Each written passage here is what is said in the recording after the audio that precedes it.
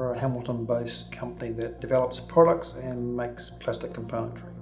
Back in late March this year, the world was looking pretty scary, and I was driving home thinking the supply lines that we would normally have from overseas are going to get shut down. So I called on one of my neighbours who was a doctor up at the Waikato hospital and said, look, I can see you guys are going to have a busy time.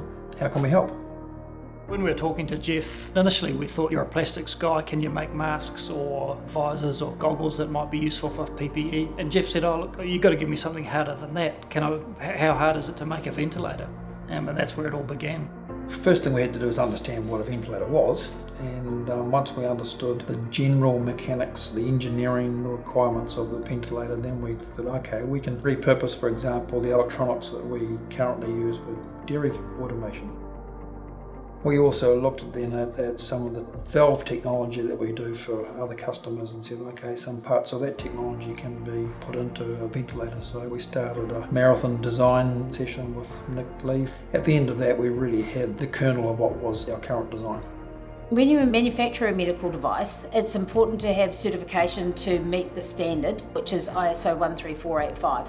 ES Plastics has just gained that certification, so we are able to be registered as a medical device manufacturer, which globally means that people like the FDA, TGA and MedSafe in New Zealand will accept our product as fit for use.